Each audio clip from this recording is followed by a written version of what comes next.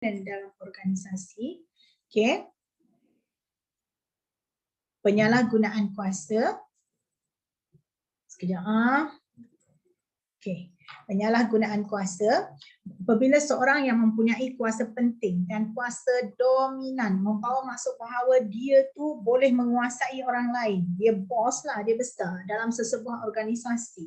Okey, dalam menjalankan tanggungjawab berdasarkan bidang tugas yang diamanahkan, telah menjalankan dan membuat keputusan bukan berdasarkan kepada peraturan, prosedur, undang-undang organisasi yang telah ditetapkan.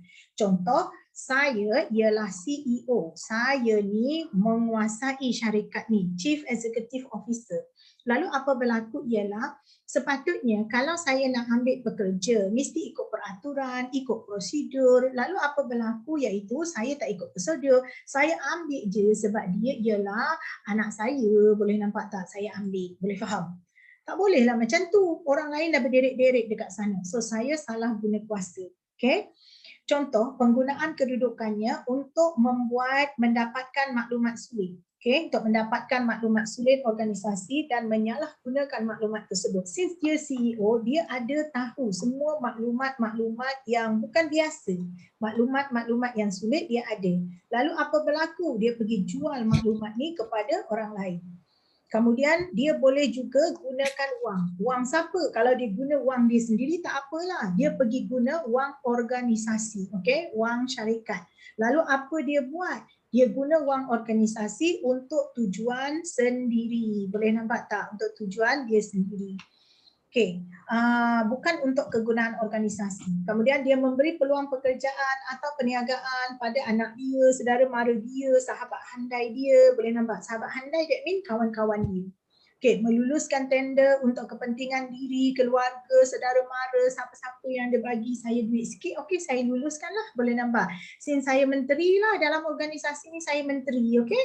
Saya punya sukalah saya nak bagi projek ni pada siapa. Saya telah salah guna kuasa. Patutnya tender kena dibuka. Siapa yang bagus je, okey, yang mampu, baru dia dapat tender tu. Kemudian suka-suka hati saya pecat mana pegawai yang saya tak suka, pegawai yang tak ada kipas. Kau tahu tak kipas? Mengampu-ampu. Okey? Saya suka orang yang selalu puji-puji. Puan nampak muda lah, tak macam orang biasa. Puan ni nampak cantik. Yang tu saya akan naikkan gaji dia, saya akan naikkan pangkat dia. Okey, yang tak ada puji-puji saya ni, boleh saya akan buang you dari syarikat. Jadi memecat mana-mana pegawai atau pekerja tanpa alasan yang kukuh. Boleh ikut tak? Jadi ini ialah penyalahgunaan kuasa. Boleh? Iaitu seseorang yang mempunyai kuasa dominan dalam sesebuah organisasi, okey, telah menyalahgunakan kuasa dia, tidak mengikut prosedur, tidak mengikut peraturan dan juga undang-undang organisasi. Okay, contohnya buang pekerja sesuka-suka hati, kemudian gunakan duit organisasi. Faham tak tu penyalahgunaan kuasa? Faham. Okey, bila dah faham baru kita masuk. Apa hukuman kalau kau buat macam ni Mari kau tengok. Apa kau akan dapat? Ya, pandai sangat salah guna kuasa. Satu. Okey, hukuman dia kata terhadap penyalahgunaan kuasa, penjara selama 5 tahun. Duduk dalam penjara sana makan free. Dan juga atau salah satu denda 30,000. Okey, denda 30,000 ringgit ataupun penjara selama 5 tahun. Boleh nampak? Penjara selama 5 tahun. Okey, 5 tahun tak payah jumpa dengan orang. Jadi senang tak cerita penyalahgunaan kuasa? Denda sebanyak 30,000 atau penjara selama 3 tahun. 5 tahun. 30,000, 5 tahun. Boleh tak?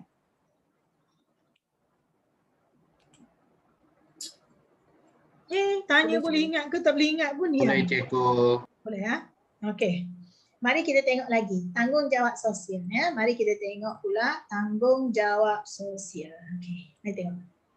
Sekarang 13.2, tanggungjawab sosial. Sosial tu ialah kepada masyarakat. Apa tanggungjawab kita? Ready? Start. Definisi.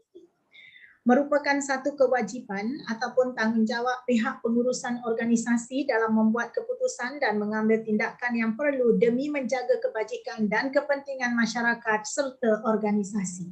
Jadi sampai sini. Okey, tanggungjawab sosial merupakan satu tanggungjawab pihak pengurusan. Kalau saya ambil dari sini.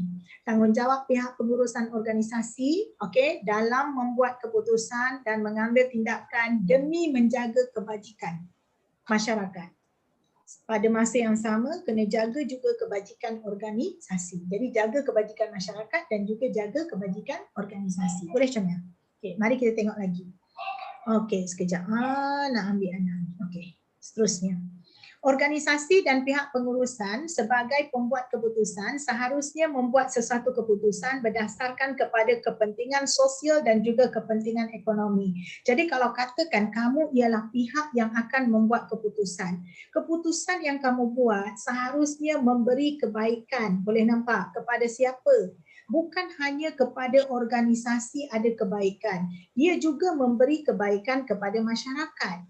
Okey, contoh, apa keputusan kamu pusat pasaraya Giant? Jadi hypermarket, Giant hypermarket, okey, buat keputusan untuk tidak memberi sebarang beg plastik. Okey, beg plastik kita tak bagi. Jadi keputusan ini sebenarnya sangat baik kepada organisasi sebab kita dapat menurunkan kos.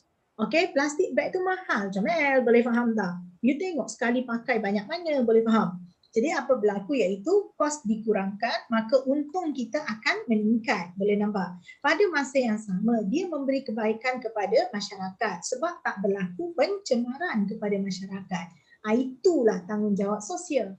Okey, hal ini merupakan kewajipan dan tanggungjawab perniagaan untuk mewujudkan sesuatu yang berfaedah. Faedah tu ialah baik, kebaikan, memberi faedah kepada masyarakat.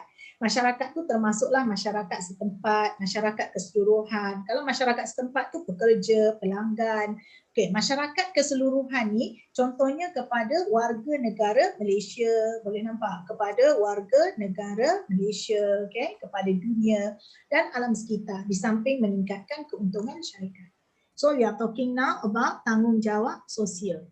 Okay? Jadi tanggungjawab sosial adalah merupakan tanggungjawab pihak pengurusan organisasi dalam membuat sesuatu keputusan dan juga tindakan yang akhirnya memberi kebaikan bukan hanya kepada organisasi tetapi juga kepada keseluruhan masyarakat.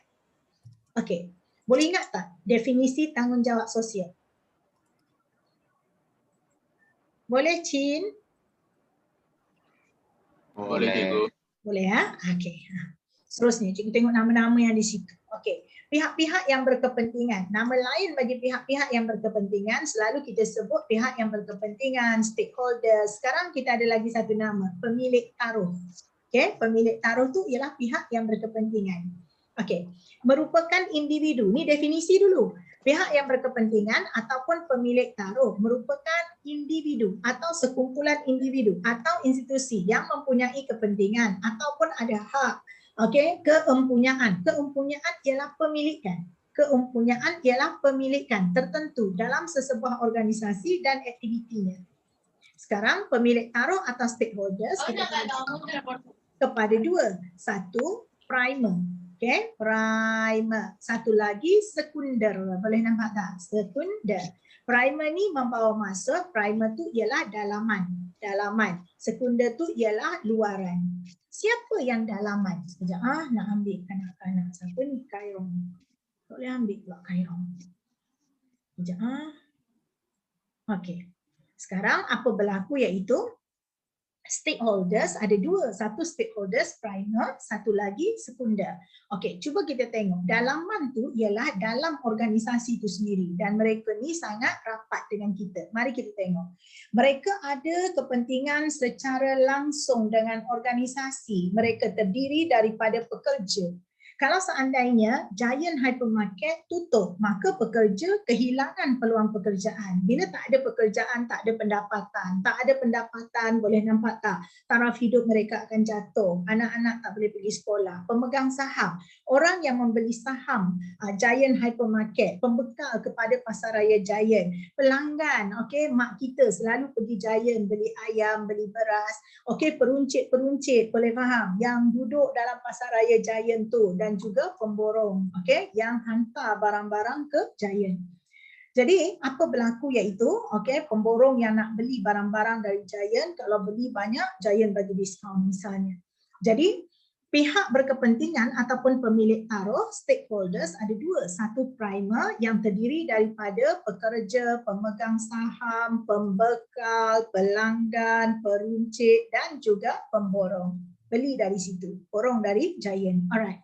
Yang kedua, sekunder, luaran, mempunyai kepentingan tetapi secara tidak langsung. Nampak beza dia? Yang ni secara langsung, yang ni secara tidak langsung. Kepentingan ini dia kuranglah sebab dia tak langsung mempengaruhi, dia kata, keputusan organisasi tadi. Dia terdiri daripada kerajaan Malaysia, media, boleh nampak, masyarakat dan juga kumpulan-kumpulan pendesak. Okey. Pihak yang berkepentingan dalam tanggungjawab sosial. Okey, mari kita tengok satu-satu pihak kepentingan primer ataupun dalaman ya. Jadi ini adalah pemilik taruh. Okey, kalau dia tanya terangkan tentang pemilik taruh primer. Okey, pemilik taruh primer itu dalaman. You hanya boleh elaborate ni je 6 ni antara salah. Kalau dia kata 3 pemilik taruh, you ambil pekerja, pemegang saham dan pembekal. That's all. 3. Okey, pemilik taruh. Okay. Sekarang mari kita tengok lagi. Okey, sekarang kita tengok. Tak berhenti pula. Okey. Pihak berkepentingan primer ya. Okey, tengok. Satu, pekerja. Individu yang memberi sumbangan dalam bentuk kepakaran fizikal. Fizikal ni iaitu tangan dia, badan dia dan juga kemahiran mental. Contohnya bos-bos dia akan fikir macam mana nak decorate, boleh nampak. Okey, kepada perniagaan. Jadi pekerja ialah individu yang menyumbangkan tenaga fizikal dan tenaga mental kepada organisasi. Okay. Menerima arahan kerja daripada pihak pengurusan, lalu mereka menjalankan tugas dengan penuh bertanggungjawab. Boleh faham? Okey. Pemegang saham. Siapa pemegang saham? Mereka yang menyumbangkan wang pelaburan dalam bentuk modal saham untuk membiayai operasi perniagaan. Dengan sumbangan modal mereka tadi, maka kita dapat beroperasi kerana modal yang mencukupi untuk menjalankan perniagaan. Kalau you tak bagi modal, boleh faham, kita pun tak boleh nak rolling pun tak boleh. Jadi orang yang menyumbangkan modal, mereka ialah pemodal ataupun pemegang saham. Jadi pemegang saham ni ialah pemodal macam mana? Okey, pembiaya. Pembiaya ni orang yang memberi pembiayaan. Pembiayaan ni ialah pemberi pinjam. Pemberi pinjam. Pemberi pinjam. Nama lainnya pemiutang. Okey, pemiutang. Orang yang memberi hutang. Memberi pinjaman dalam bentuk keuangan atau sewa beli untuk membiayai operasi perniagaan. Okey. Jadi Giant, Pasaraya Giant tak cukup duit juga lagi daripada modal yang disumbangkan oleh pemegang saham, masih lagi tak cukup, maka dia akan pinjam dengan Maybank. Maka Maybank merupakan pembiaya. Membantu perniagaan memperoleh sumber keuangan yang mencukupi untuk beroperasi dalam pasaran. Jadi kalau tak cukup nanti kita susah nak berkembang maju. Mari kita tengok lagi. Pembekal. Ini tengok primer, dalaman, pembekal. Pembekal merupakan orang yang membekalkan, pihak yang membekalkan bahan mentah ataupun barang siap yang diperlukan oleh peniaga. Dua ya, bahan mentah pun boleh, bahan siap pun boleh. Mereka membekalkan bahan mentah atau bahan niaga kepada perniagaan tepat pada masa mengikut syarat-syarat yang terdapat di dalam perjanjian. Okey, pelanggan. Nama lain bagi pelanggan ialah pengguna. Okey, pelanggan atau pengguna. Pihak yang membeli barang atau perkhidmatan yang dikeluarkan oleh perniagaan. Definisi dulu macam mana? Setiap kali nak buat cerita dia, bagi definisi dulu. Cikgu, definisi tu saya tak boleh ingat betul-betul cikgu, tapi saya faham. Okay, you cakap apa yang you faham. Okay, pemodal ialah pihak yang mengeluarkan modal bagi membolehkan sesebuah perniagaan itu diuruskan dengan baik. Boleh faham tak? Itu pemodal. Mereka juga dipanggil sebagai pemegang saham. Can, anything yang relevan. Membantu perniagaan menjana. Jana tu iaitu nak pusing hasil daripada jualan barang dan juga perkhidmatan. Seterusnya memanjangkan jangka hayat perniagaan untuk terus beroperasi. Selagi bisnes you ada pelanggan, selagi tu you akan hidup. Jangka hayat ni membawa maksud you hidup. Tapi kalau seandainya you dah tak ada customer, boleh nampak tak? Membawa maksud bisnes you terpaksa bankrupt, mati. Peruncit pula. Pihak yang menjual berbagai jenis barang dalam kuantiti yang kecil kepada pengguna akhir. Mereka ni bertindak sebagai pengantara pemasaran yang menghubungkan antara pengeluar dengan pemborong dan juga pengguna di dalam pasaran. Menjual produk fizikal ni iaitu nampak secara langsung kepada pengguna mengikut keperluan pengguna tersebut. Jadi peruncit iaitu menjual dalam kuantiti yang kecil ataupun kuantiti yang dikehendaki oleh para pengguna.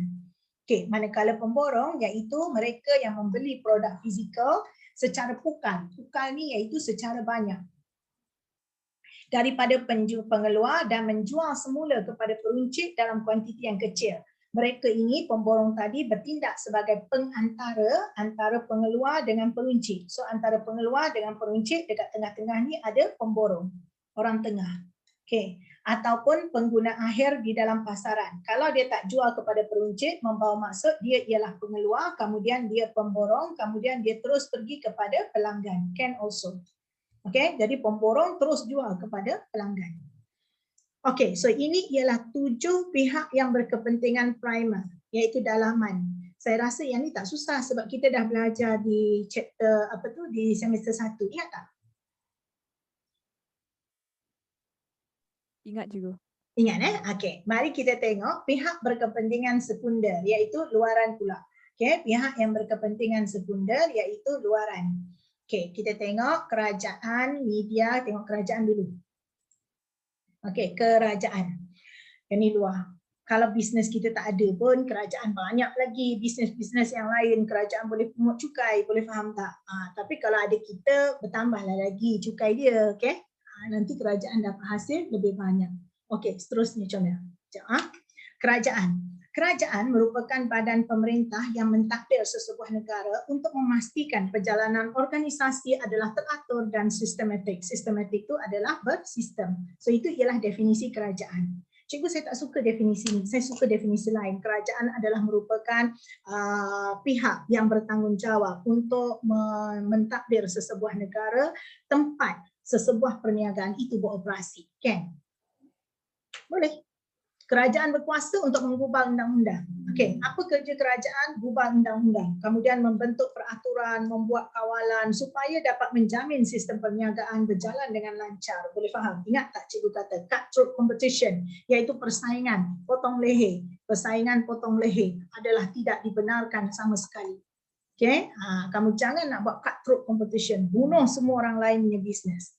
Kemudian menstabilkan ekonomi negara. Itu kerja kerajaan. Menggalakkan aktiviti perniagaan. Suruh orang bisnes banyak-banyak.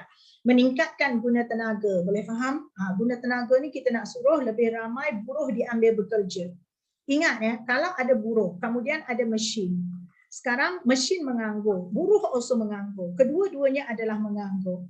As a government, sebagai kerajaan, you nak suruh, businessman boleh nampak, iaitu peniaga-peniaga guna apa? Guna mesin atau guna buruh? Cepat, Perdana Menteri. Buruh. Sebab apa? Buruh perlu makan. Mesin tak payah makan. Boleh faham tak? Dia paling-paling teruk pun mesin akan buruk macam tu dan kemudian dia rosak buang ajalah, nak buat apa? Tapi kalau orang dia mati, tapi sebelum dia mati dia merusuh. Dia bakar semua tempat, boleh faham tak? Dia bunuh orang lain, boleh ikut tak? Dan bila dia tak boleh tahan lagi dengan tekanan hidup, dia akan memberontak dan negara akan hancur also. Mesin duduk free je kat situ. Jadi you kena ingat, nanti kalau you jadi orang penting dalam negara, you kena fikir, kena tinggikan ini, tingkat guna tenaga. Kamu perlu melindungi para pekerja, para pengguna juga perlu dilindungi, masyarakat. Dan juga alam sekitar. Semua ni you kena jaga sebab you ialah government. Kemudian pihak media, iaitu pihak yang mendapatkan maklumat, menguruskan maklumat dan menyebarkan maklumat kepada pihak awam. Jadi media. Kemudian cikgu saya tak suka definisi ni, saya nak cakap media terdiri daripada media cetak dan juga media elektronik. Sekarang terdapat juga media sosial yang lain seperti Facebook, boleh, Instagram, boleh. Yang bertujuan untuk menyebarkan maklumat kepada orang ramai. No problem. Definisi yang logik, yang relevan.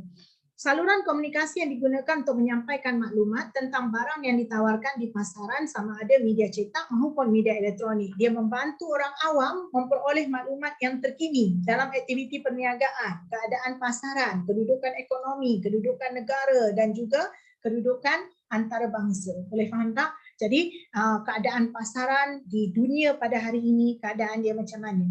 Jadi as a government ke contohnya, you tak boleh simply cakap kita akan naikkan harga petrol sebab harga petrol naik. Boleh.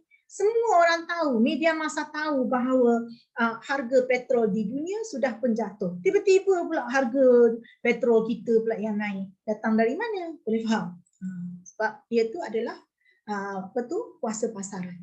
Okey, yang ketiga pula, ini ialah sekunder, masyarakat. Ya, ada sekunder. Ingat sekunder. Satu, government, kerajaan. Okey, dua, siapa dia tadi? Media massa. Okey, media, pihak media. Yang ketiga, masyarakat. Dan yang keempat, kita ambil kumpulan pendesak. Kumpulan pendesak.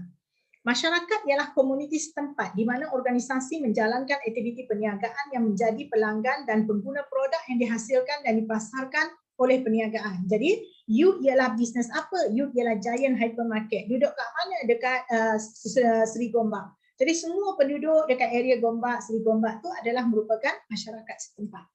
Okay, mereka tu akan berbelanja di Pasar Raya Giant, boleh nampak guna produk dekat situ. Okay. Menawarkan guna tenaga kepada perniagaan. Jadi masyarakat dekat situlah yang akan bekerja dekat organisasi kamu. Okey, supaya terus beroperasi dalam pasaran. Jadi akhirnya perniagaan pun dapat terus beroperasi sebab kita ada workers, kita ada guna tenaga, kita ada buruh dari kawasan itu. Takkanlah orang tinggal dekat Johor tiba-tiba nak pergi kerja dekat Giant Hypermarket Gombak. Tak sesuai lah. Okey, kumpulan pendesak. Kumpulan pendesak ialah organisasi bukan bermotifkan untung. Okey, organisasi bukan untung. Okay, bukan bermotifkan untung, OBBU. Memotifkan keuntungan ditubuhkan oleh individu. Individu tu ialah satu orang ataupun sekumpulan individu. Tapi biasanya kumpulan pendesak ni dia 7 orang. Boleh nampak 7 orang and above, kemudian dia buat satu group. Okay, kemudian dia register betul. Yang bertujuan untuk memperjuangkan isu yang mempunyai kepentingan terhadap masyarakat dan negara. Contoh, dekat kawasan dia tu tiba-tiba ada satu kilang. Kilang tu waktu nak buka orang tak tahu. Rupanya dia ialah kilang simen. Yang menyebabkan habuk akan pergi ke merata-rata. Boleh nampak akan berlaku pencemaran udara yang buruk dekat kawasan tu. Lalu apa berlaku? Nilai harta tanah di kawasan itu akan jatuh menjunam. Disebabkan oleh kewujudan satu kilang simen dekat kawasan itu. Jadi bila tiba hari operasi tu, tiba-tiba baru dia buka dia punya signboard. Lalu kita pun lalu tengok, lah kilang simen rupanya. Kemudian kita pun panggil dia, you kenapa buat dekat tengah kawasan perumahan kami? Dia kata itu tanah yang kami ada. Okeylah. Kemudian apa berlaku? Satu demi satu, okey, orang dekat kawasan itu jatuh sakit. Okay, lalu apa berlaku? Mereka akhirnya menubuhkan satu grup sebab mereka panggil supaya syarikat tersebut keluar dari kawasan tersebut. Mereka tak nak. Kita suruh mereka pindah, mereka tak nak pindah. Lalu apa berlaku? Kita buat satu kumpulan iaitu kumpulan pendesak. Okay, lalu kita ada ramai. Tiba-tiba je kumpulan pendesak ni daripada 7 orang yang asalnya tiba-tiba terus naik jadi 7,000 orang. Sebab apa? Sebab isu tu tiba-tiba merebak. Hari ini dengan kemampuan media sosial, dia akan jadi sangat cepat. Dan akhirnya memberi tekanan kepada perniagaan dan juga kepada kerajaan. Kerajaan akan turut campur tangan untuk menukar polisi dan juga keputusan tertentu supaya matlamat mereka akhirnya tercapai. Boleh faham? Jadi itu ialah kumpulan pendesak. Kumpulan pendesak ni ialah grup yang tidak ada kuasa di dalam politik. Kalau dia ada kuasa dalam politik, okeylah, dia akan terus cakap, okey, kita bagi notice 24 hours, okey, you keluar dari kawasan itu, you pergi cari tempat lain. Kalau tak, nanti kita akan saman you. Kalau mereka ada kuasa dalam politik misalnya, tapi mereka tak ada kuasa. Jadi mereka akhirnya menubuhkan satu kumpulan dan suara mereka akhirnya menjadi kuat. Okey, ada masalah tak tentang primer dan sekunder? Tak. Tak ada. Okey. Mari kita teruskan. Okay. Tanggungjawab perniagaan terhadap pihak berkepentingan primer. Okay. Kalau ni dia tanya, apa tanggungjawab you Giant, boleh nampak, kepada pekerja you? Satu, beri ganjaran kepada pekerja secara adil. Yang ni saya rasa dia akan jadi cepat je. Sebab apa? You dah belajar di semester 1. Ingat ya, bagi ganjaran tu termasuklah gaji, upah, okay, termasuk KWSP, perkeso, lagi apa lagi, bonus. Adil tu ialah sama, boleh faham tak? sama rata, sama rasa. Kalau seandainya dia memang you bagi bonus 8 bulan, yang seorang lagi you bagi bonus 2 bulan. Sebab apa? Yang 8 bulan tu memang pekerja terbaik. Yang 1 bulan tu selalu kaki ponteng. Itu boleh. Tapi kalau kerana dia kulit pink, yang satu lagi tu kulit purple, itu tak boleh. Untuk meningkatkan motivasi dan memberi pengiktirafan, contohnya anugerah cemerlang, pekerja terbaik. Boleh faham? Okey, jadi beri ganjaran, okey, secara adil dan saksama. Yang kedua, menyediakan dan memberi beasiswa kepada para pekerja yang ingin melanjutkan pelajaran. Boleh faham? Bila kamu pandang pekerja kamu, kamu ingat anak kamu pun dah besar, anak kamu pun memerlukan beasiswa contohnya, bantulah mereka. Memastikan keseimbangan kerja. Ada tengok tak dekat Negeri Sembilan tu, ada seorang budak lelaki tu, yang dia tak ada ibu dan dia tak ada bapa. Ada tengok tak? Yang keluar dekat berita tu. Ada tengok? Tak ada. Tak ada. Budak lelaki Melayu kesian dekat Negeri Sembilan. Mana kawasan saya tak tahu. Rembau asalnya. Negeri Sembilan. Bapa dia menghilangkan diri 5 tahun yang lalu. 5 tahun dulu, bapa dia tinggalkan dia dengan mak dia lah. So dia duduk dengan mak dia, budak tu lelaki, budak form 6 tu. Apa sih rasa saya ke? Lower 6 ke apa sih? Apa sih rasanya? Okey, lalu semester 3. Lalu apa berlaku? Dia duduk je dengan mak dia. Dan mak dia pun ada, tak tahulah ada boyfriend ke apa ke, tinggalkan dia 2 bulan yang lalu. So dia belajar dekat form 6. Lalu apa berlaku? Okey, dia tak ada mak, dia tak ada ayah, dia tak ada makanan. Lalu dia pun cari kerja. Dan luckily tempat kerja dia tu sediakan tempat tinggal. Dia bukan rumah lah, macam bawah tu katakanlah restoran. Atas tu ialah tempat tinggal untuk pekerja. Jadi ada tempat tinggal dia kata. Ada tempat tinggal, okey, ada katil dia kata. Kemudian ada makan adalah percuma lah, makan dari restoran tersebut. Ada tempat tinggal, ada makan. Dan dia dibenarkan untuk pergi sekolah. So waktu dia pergi sekolah tu, dia pergi sekolah macam biasa. Tapi dia tak ada lah, dia tak ada tab, dia tak ada komputer, dia tak ada apa. Jadi tiba-tiba Darul Zakat tu datang dekat depan sekolah dia, panggil dia keluar sekejap. So ambil gambar lah depan sekolah dia tu, beri satu tab dengan wifi lah untuk dia supaya dia boleh belajar bagi kelas online. Okay, jadi macam tu keadaan dia. Tengoklah sikit, okay, bila you nanti ada pekerja, okay, you tolong dia. Kan you jadi businessman besar-besar. Menyediakan beasiswa kepada pekerja yang nak melanjutkan pelajaran. Memastikan keseimbangan. You jangan suruh pekerja you kerja sampai tinggalkan anak, tinggalkan isteri, boleh nampak tak? Janganlah, boleh faham tak? Okey, kehidupan demi meningkatkan produktiviti pekerja seperti buatlah hari keluarga, jamuan akhir tahun, okey, merapatkan antara organisasi dengan kekeluargaan tersebut. Okey? Jadi nanti you jadi seorang businessman, you jadi businessman yang beretika. Menjaga kebajikan pekerja seperti cuti sakit, cuti biasa, ada perkhidmatan perubatan, jangan buat orang, boleh faham tak? Okay, beli perlindungan insurans, bagi asrama pekerja, bagi kemudahan pengangkutan, buat yang terbaik. Kalau seandainya yang datang itu baik, okey bagus. Kalau yang datang tu buruk, you pun tak akan menyesal sebab you dah buat yang terbaik. Okey, menyediakan suasana tempat bekerja yang selesa, yang selamat, boleh faham tak? Jangan bagi tempat kerja yang buruk-buruk. Cuba kalau anak kita, cuba kalau mak kita, orang suruh kerja dekat tempat yang tak baik. Macam mana? Kita pun tak suka kan? So kita bagi suasana tempat kerja yang selesa. Menentukan dasar upah, gaji mengikut daya pengeluaran dan kecekapan. Memang pekerja tu gaji dia lebih tinggi berbanding dengan yang satu lagi. Sebab yang satu tu memang sangat cekap. Itu okey. Tapi kalau pilih kasih tak okey. Bersikap adil dalam pengambilan pekerja. Jangan ambil anak saudara dia, makcik-pakcik dia, okey? Beri latihan sama-sama. Kalau bagi latihan sama, menilai prestasi juga sama betul dan pemberian pampasan sama. Boleh faham? Memberi jaminan kerja dan juga kalau you bagi jaminan di pekerja akan rasa 50% daripada tekanan pekerjaan mereka telah pun hilang. 50% out of 100%, okay, telah pun hilang. Contohnya seperti government servant, pekerja kerajaan. Pekerja kerajaan seperti guru-guru di sekolah kerajaan. Mereka tak ada stres sangat sebab mereka tahu government tak akan buang mereka. Tetapi orang yang bekerja di sekolah swasta misalnya, kalau seandainya mereka bekerja dengan bersungguh-sungguh pun, jika murid tidak ada, pelajar tidak ada, bayaran yuran tidak mencukupi, mereka tetap akan dibuang kerja. Ini kan pula kalau mereka tak boleh ajar dengan baik. Okey, jadi mereka kalau kamu beri jaminan kerja, mereka akan rasa lebih tenang. Kemudian bayar ganti rugi yang mencukupi kalau seandainya pekerja itu telah pun berhenti ataupun diberhentikan. Membenarkan pekerja menyertai kesatuan sekerja sekiranya mereka ingin berbuat demikian. Kalau you tak salah, you takut buat apa? Boleh faham? Yang jadi masalahnya ialah you ada buat salah besar-besaran. Lalu apa berlaku? Pekerja telah pun berpakat. Mereka ada 7 orang dari syarikat yang sama, mereka telah pergi register.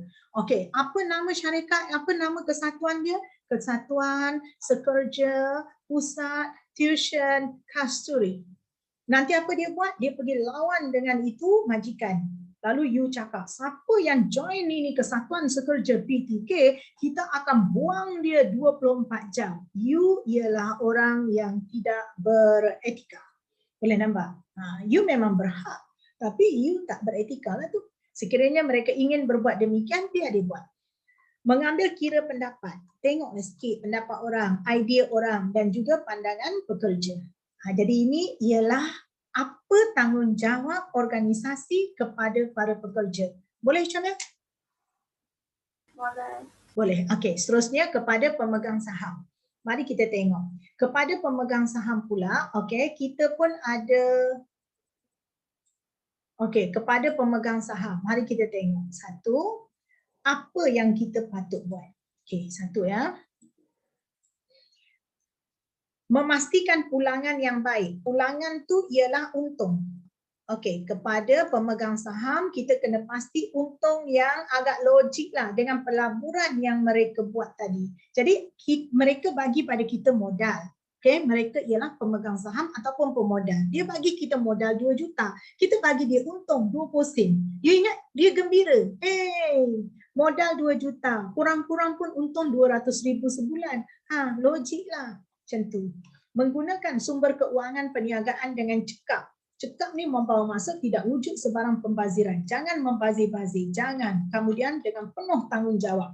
Rasakan bahawa duit itu ialah duit kita.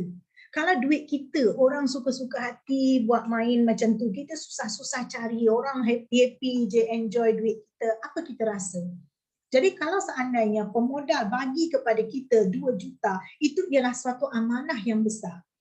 Okay, kalau seandainya kita perlu membayar makan untuk para buruh ataupun pekerja kita, carilah makanan yang agak-agak bersesuaian. Bukanlah makanan yang murah sangat, yang tak sedap sangat. Boleh faham tak? Yang biasa-biasa je. Ya, tanggungjawab sikit. Berusaha untuk mengembangkan syarikat dan meningkatkan nilai pegangan saham dari semasa ke semasa. Bila syarikat mulai berkembang, iaitu syarikat mempunyai cawangan yang banyak, automatically nilai saham tadi akan meningkat. Kalau mereka nak jual syarikat ini, mereka akan dapat untung yang besar lagi. Membekalkan maklumat keuangan melalui pembentangan. Bentang iaitu beritahu pada semua orang tentang laporan keuangan tahunan syarikat. Dalam kunci kira-kira you beritahu. Kemudian memastikan perniagaan beroperasi mengikut kehendak undang-undang syarikat. Ataupun undang-undang negara pun boleh. Kena ikut ni. Okay? Negara tempat mana you berniaga. So you kena ingat, satu, bagi pulangan yang setimpal.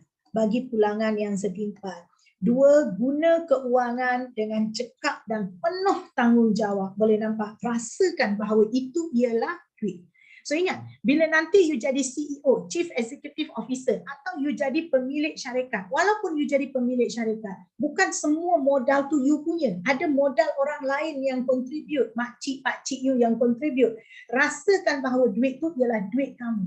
Boleh faham tak? Bukan duit mereka-mereka, so you kena jaga dia dengan baik. Kemudian you kena kembangkan syarikat supaya nilai saham tu akan naik. Kemudian you kena bagi maklumat. Maklumat tu you jangan tipu. You bagi maklumat yang jelas, transparent. Boleh nampak tak? Kemudian you memastikan bahawa semua bisnes yang you buat ni ikut undang-undang syarikat ataupun ikut undang-undang negara. Okey, boleh tak? Tanggungjawab organisasi kepada pemegang saham. Boleh, Cikgu. Boleh. Okey, sekarang pembiaya pula. Okay, pembiaya. Pembiaya ni iaitu cikgu bagi contoh yang mudah tadi, Maybank. Okay, yang membiayai. Sebab modal masih tak cukup, so pinjam sikitlah dengan Maybank pula. Okay, pinjam sikit dengan Maybank.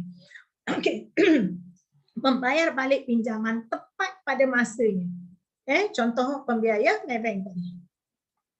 Kalau orang dah cakap bayar setiap 25 hari bulan setiap bulan selama 10 tahun. 25 hari bulan bayarlah, boleh nampak. Tapi saya nak bayar 26. 26 ni interest dah berapa? Rugilah organisasi. Dan jumlah seperti yang dinyatakan dalam perjanjian. Kalau dinyatakan dalam perjanjian RM1,200 pada setiap bulan, yang you perlu bayar RM1,199 setiap bulan tak cukup RM1. Tu kenapa? Pun kena interest lagi. Sebab tak cukup. Berikut. Tapi cikgu saya 25 hari bulan, kadang-kadang boleh 24, kadang-kadang boleh 27, kadang-kadang 28. Jangan macam tu. Habis macam mana nak settle? Nak settle ialah you bagi 1 bulan advance, settle. You bagi 1 bulan advance. Boleh nampak tak? Terlebih 1 bulan. Maksudnya, bulan Januari, you start bulan Januari tahun ni, you terus bayar 2 bulan sekaligus, iaitu Januari, Februari. Bulan Februari sepatutnya you bayar 25, you hege-hege 28 baru bayar. Boleh nampak tak? Okey, 28 you bayar, tak apa. Sebab yang bulan Februari tu sebenarnya dah ada. Bulan Mac you datang bayar 23, tak apa. Okey, bulan April you datang 30, you bayar, tak apa. Sebab you dah ada 1 bulan in advance. Ingat tu. Okey. Menggunakan sumber keuangan. Cikgu kalau bayar kereta rumah pun sama, macam tu buat. Kalau you jenis orang yang tidak tepat. Menggunakan sumber keuangan yang sewajar. Saya nak tanya. Katakanlah you tak boleh nak buat 2 bulan sekaligus. Dia ada satu kaedah yang dibuat oleh Bank Perdagangan. Tepat pada waktu tu dia tolong bayar pada you. Apa nama dia?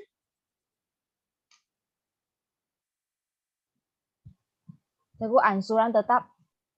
Ansuran tetap. Betul, itu ialah ansuran tetap. Setiap bulan bayar 1,200. Tapi kalau you nak suruh bank buat pada you tak boleh cakap saya suruh you buat ansuran tetap. Ansuran tetap tu ialah 1,200 yang you perlu bayar. Apa nama dia? Adakah nama dia credit card? Apa nama dia? Autopay ya? Autopay. Tak ada. Autopay tu you kena buat. You bagi dia, you suruh dia buat satu direct debit Arahan debit. Arahan debit kalau seandainya jumlah dia adalah berbeza. Kalau jumlah yang tetap, macam Selin kata, jumlah dia tetap, ansuran dia 1,200 pada setiap bulan selama 25 tahun. You bagi arahan satu kali je. Nanti dia akan buat dalam tempoh 25 tahun. You hanya perlu letak duit je dalam akaun tu. Nanti dia akan bayar. Rumah, kereta, rumah tepat pada masanya. Dia tak akan salah walaupun 1 hari. Apa nama dia? Lupa benar-benar ni. Perintah sedia ada. Pernah dengar? Bukan sama dengan direct debit atau credit ke? Dia bukan. Standing instruction.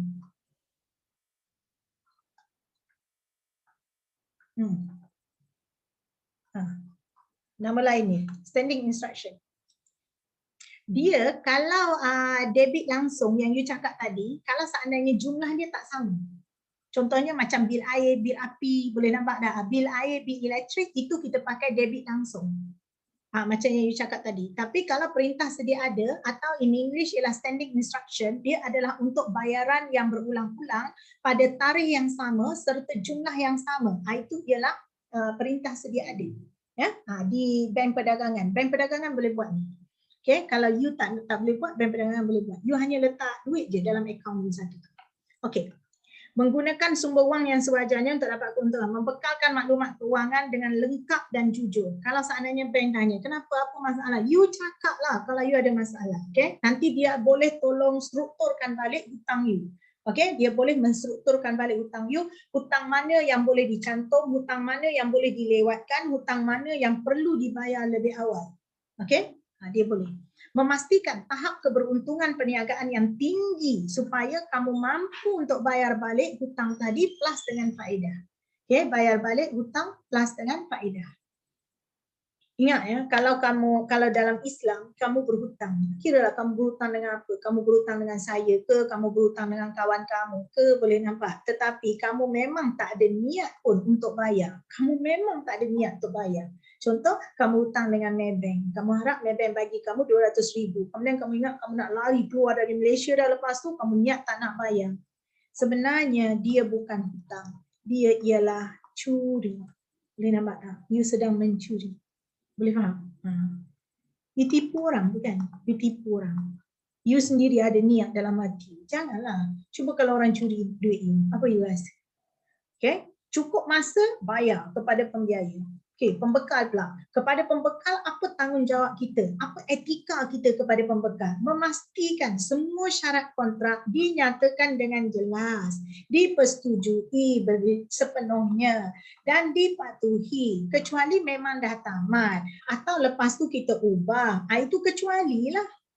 Tapi selagi kita belum ubah, selagi syarat tu belum ditamatkan, boleh faham tak? Kontrak tu belum habis. Kita kena ikut kontrak tu. Ingat, kontrak adalah satu perjanjian yang boleh dikuatkuasakan oleh pihak mahkamah. Kalau you tak ikut, nanti dia bawa pergi mahkamah. Bila dia bawa pergi mahkamah, nanti nama you akan terjejas.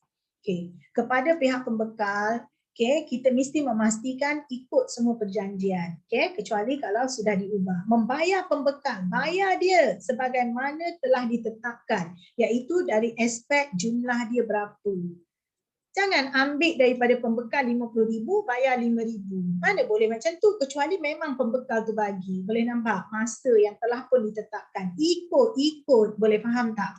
Okay, lagi, melayani pembekal dengan adil. Layan dengan adil. Okay, ni tak. Kalau pembekal kulit dia purple, layanan dia baik sikit. Kalau pembekal kulit biru, tak payah. Dan tidak memaksa pembekal menjual pada harga yang terlalu rendah. Ya Tuhan. You kalau tawar barang, boleh pengsan orang yang kena tawar. Boleh faham? You pernah tengok? Saya pernah tengok orang tu dia tawar barang. Ya Tuhan. Dengan peniaga. Boleh kena heart attack saya rasa orang yang niaga tu. Okay? Cuba kalau orang tawar-tawar sangat barang dengan you. Tawar ni maksudnya bargain dengan you. Macam ni, you ambil lah. Sampai saya tengok peniaga tu cakap, you mau you angkat lah, boleh nampak.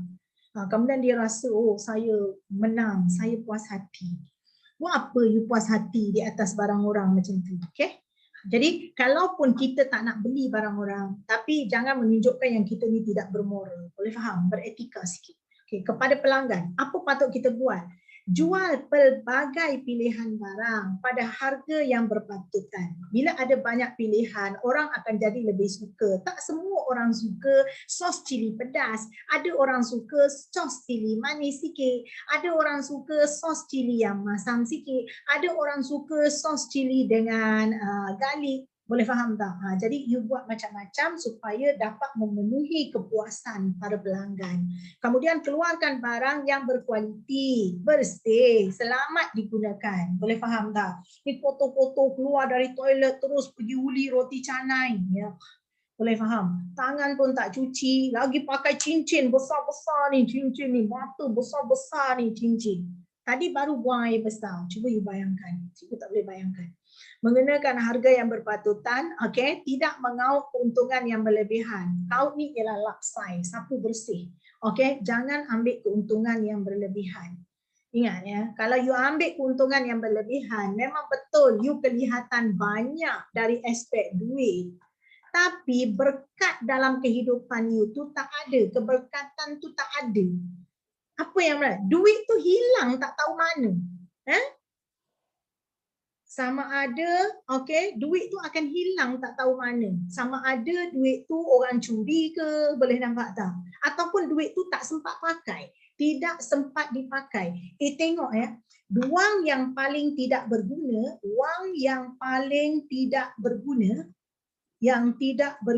dengar apa cikgu cakap, ialah wang yang tidak sempat digunakan. Tidak sempat digunakan. You tahu tak apa maksud dia? Saya tipu you, kemudian saya dapat duit 10 juta daripada you. On the way balik, saya accident dan saya mati. 10 million tu masih di dalam kereta saya. Itu ialah wang yang paling tidak berguna, iaitu wang yang tidak sempat saya gunakan. At least saya sempat pergi main judi ke, boleh faham tak? Saya sempat pergi tidur dekat hotel ke, boleh faham tak? Contoh. Jadi jangan buat macam tu. Berkat dia akan hilang. Memberi maklumat, dia kata, jangan kau untung yang sangat-sangat tinggi sampai melelahkan orang. Okay? Memberi maklumat yang tepat dan lengkap berkaitan dengan sesuatu produk. Kalau satu produk tu memang produk tu memang buruk, you kena cakap. Produk ni buruk. Orang akan terkejut dengan keikhlasan kamu. Tapi percayalah, mereka akan sangat berterima kasih kepada kamu. Kemudian kamu cakap, habis macam mana nak jual? Kita terus beritahu, ini baja yang saya jual. Baja ni ialah baja kimia. Ada bahan kimia. Bahan kimia ni tak baik untuk kesihatan. You terus beritahu. Tetapi kalau you nak dapatkan hasil yang lebih cepat untuk tanaman you, memang inilah bajanya. Tapi kalau seandainya you mau makan, you mau jaga kesihatan, kita pakai baja organik. Boleh nampak? Baja organik harganya lebih mahal. You beritahu. Nanti peniaga tu dah cakap betul-betul dengan customer. Dengan pelanggan. Pelanggan tu pun pilih. Saya akan ambil baja organik berapa banyak, baja kimia berapa banyak. Nanti bila saya jual sayur tu pun saya akan tulis. Sana sayur daripada baja kimia, satu lagi sayur daripada baja organik. Boleh faham tak? Jadi baja daripada sayur organik ni, dia akan jadi sangat mahal lah. Sebab baja dia mahal. Memberi maklumat yang tepat. Memberi layanan yang mesra kepada pelanggan. Sama ada pelanggan mahu beli ataupun tidak, itu bukan urusan kita. Kerana rezeki telah pun ditetapkan oleh Tuhan. Rezeki dah tetap. Oleh Tuhan tetap. Kalau you tak percaya ya, cuba you tengok kawan-kawan mak you. Kawan-kawan ayah you. You tengok. Pernah tak satu masa mak you cerita, dulu kan, aunty tu ialah best student, tahu tak? Dia tu paling pandai dalam kelas mami. Boleh nampak tak? Kemudian you tengok aunty tu biasa-biasa je. Hidup dia biasa-biasa je. Mak you tu bukanlah yang best student contohnya. Tapi hidup mak you tu sangat hebat contohnya. Rezeki mak you lebih banyak daripada rezeki aunty tu. Jadi, rezeki telah ditetapkan oleh Tuhan. Bukan rezeki itu bergantung kepada tahap kepandaian kamu yang sangat tinggi, tahap pandai kamu menipu orang yang sangat hebat. Nah. Rezeki memang dah tetap. Boleh faham tak? Kalau memang rezeki you memang akan dapat. Orang akan beli juga produk kamu. Tapi apa berlaku iaitu kamu mesti berperangai baik. Layanan mesra. Orang tak nak beli tak apa. Boleh faham tak? Orang nak beli, biar dia beli. Memberi keutamaan kepada keselesaan pelanggan dalam permis perniagaan. Buat orang selesa. Ada ramai je orang baik. Ada ramai orang baik. Tapi tak ramai orang yang boleh buat kita selesa dengannya. Kalau you tak percaya, you tengok dalam kelas you. Katakan dalam kelas you ada 30 orang. Semua saya rasa 30 orang kawan you tu mungkinlah ada 2 orang yang nama Mahani dengan Mahanu tu yang jahat. Tapi ada 28 orang lagi semuanya baik. Tapi kamu sangat baik dengan siapa? Dengan yang nama Mahanata tadi. Dengan Mahanata tadi, kamu ke mana-mana, kamu happy kalau ada dia. Boleh nampak? Itu selesa. So, jangan buat orang tak selesa dengan kita. Boleh faham tak? Jadi sebab itu ada orang, kalau dia duduk saja-saja, tiba-tiba kawan dia cakap, aku nak beritahu kau lah satu masalah macam ni. Dia selesa dengan kita. Kenapa dia selesa? Sebab kita tak ada cerita hal dia kepada orang lain, kita tak ada buat jahat. Boleh faham tak? Jadi buat supaya orang selesa. Boleh nampak tak? Selesa. Memastikan barangan yang dihasilkan memenuhi keperluan dan kehendak pengguna. Apa barang? Pampers. Apa barang? Baju. Okey, boleh jual. Apa barang? Kuih daripada najis manusia. Kau nak buat apa? Dengar pun dah nak muntah. Boleh faham tak? Okey, buat apa yang orang perlu dan buat apa yang orang mahu. Orang tak mahu, jangan buat. Menentukan dan memelihara ketepatan timbangan. Orang cakap 4 kilo. Cikgu tahu tak? Saya jual buah mangga. Saya tanya kamu, buah mangga berapa biji? Boleh tak dapat tepat? 4 kilo tepat. Mesti tepat. Boleh ke tak boleh? Tak boleh, cikgu. Tak boleh. Kalau dia tambah dengan daun, bolehlah. Dia mesti sama ada 4 kilo 100 gram ke 4 kilo 200 gram ke, boleh faham tak? Lalu apa berlaku? Katakanlah orang tu jual, boleh nampak 4 kilo 10 ringgit. Katakanlah harga murah lah mangga tu 4 kilo 10 ringgit. Tapi dia tahu bahawa lebih daripada 4 kilo. Orang tu kata tak apalah kira 4 kilo. Itu okey. You as a businessman, you ialah peniaga, okey. Tapi kalau you kata kalau letak lagi satu jadi 4.2 kg. So saya bagi you 3.9 sajalah. You tahu tak, lagi 100 gram kalau you Islam, Kristian ataupun Jewish, boleh nampak tak? Akan ada satu hari namanya hari pembalasan. Pada waktu itu, mana kau nak cari buah mangga yang beratnya 100 gram untuk dikembalikan? Habis tu, kalau tak ada macam mana teacher? Saya Islam ni, saya baru tahu, boleh nampak tak? Kau kena ganti dengan pahala kau. Apa pahala kau? Yang dulu kau sembahyang, yang dulu kau puasa. Kau ingat? Kau ingat? Pada waktu itu kau dah lah takut nak masuk neraka lagi. Masalahnya kau pahala pun tak ada. Kau kena ambil dosa dia. Boleh nampak? Dosa dia berzina, dosa dia minum arak. Kau kena ambil dosa dia dan kau akan go to hell. You nampak? Itu sebab jangan kurangkan timbangan. Lebih tak apa kepada para pelanggan. Okay? Dan you also as a pelanggan lah. Janganlah, tambah lagi satu tambah lagi. Tanpa kau faham. Boleh faham tak? Kau ingat buah mangga tu turun dari langit ke? Boleh faham? Okay? Peniaga tu pun memerlukan keuntungan. Jadi give and take lah.